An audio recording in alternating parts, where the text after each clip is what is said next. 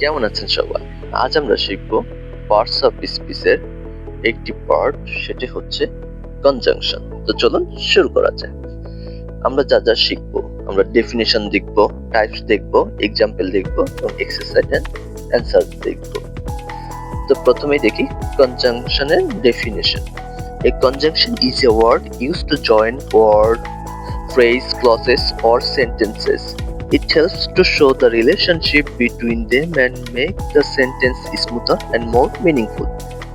Conjunction হলো এমন একটি শব্দ যা শব্দ, পদ, উপবাক্য এবং বাক্যকে যুক্ত করতে ব্যবহৃত হয়। এটি তাদের মধ্যে সম্পর্ক দেখায় এবং বাক্যকে আরো অর্থবহ ও সাবলীল করে তোলে। যেমন এক্সাম্পল দেখি, I like tea and coffee, আমি চা এবং কফি পছন্দ করি। এখানে অ্যান্ড হচ্ছে conjunction. He tried hard but he failed, সে কঠোর চেষ্টা করেছিল কিন্তু ব্যর্থ হয়েছে। এখানে বাট হচ্ছে কনজাংশন। এবার দেখি টাইপস অফ কনজাংশন। প্রথমে আছে coordinating conjunction, used to join words, phrase or independent clause of equal importance. Example হচ্ছে and, but, or, not, for, so, yet. এবার সেন্টেন্স দেখি, she likes apples and bananas. Say apple এবং কলা পছন্দ করে। এখানে and হচ্ছে coordinating conjunction. he was tired but he continued working. এখানে but হচ্ছে কোঅর্ডিনেটিং কনজাংশন। সেকেন্ড আসছি subordinating conjunction, used to connect an independent clause with a dependent clause, showing a relationship of time, cause, condition, purpose or comparison. Example হচ্ছে because, although, since, if, when, until, while. The sentence দেখি, she left early because she was tired. এখানে because হচ্ছে subordinating conjunction.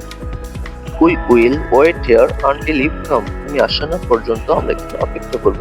until হচ্ছে subordinating conjunctions. এবার আসি correlative conjunction, pairs of conjunctions used together to link equal elements in a sentence. Examples হচ্ছে neither, not, either or, both, dot dot, and not only dot dot but also, whether dot dot dot. Sentence, either you study or you will fail. তুমি পড়াশোনা করবে অথবা তুমি fail করবে। এখন আমরা কিছু কমন কনজাংশন দেখব।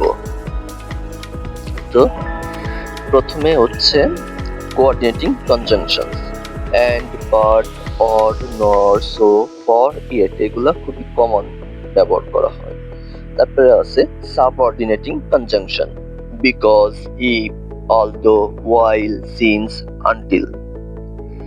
তারপর হচ্ছে correlative conjunctions, either or, neither, not, both, dot dot, and, not only dot dot but also.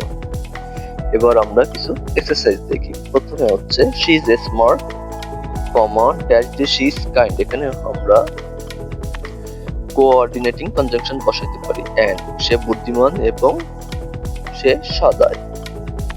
দ্বিতীয়টা হচ্ছে we will leave dash the rain stops। এখানে আমরা সাবঅর্ডিনেটিং কনজাংশন বসাইতে পারি we will leave when the rain stops। বৃষ্টি থেমে গেলে আমরা যাব। তৃতীয়টা আসি you can have dash tea dash coffee। এখানে হচ্ছে either or, either tea or coffee। তুমি চা অথবা কফি নিতে পারো। এটা হচ্ছে কোরিলেটিভ কনজাংশন। 4 নাম্বার দেখি, she sings well dash she plays the guitar।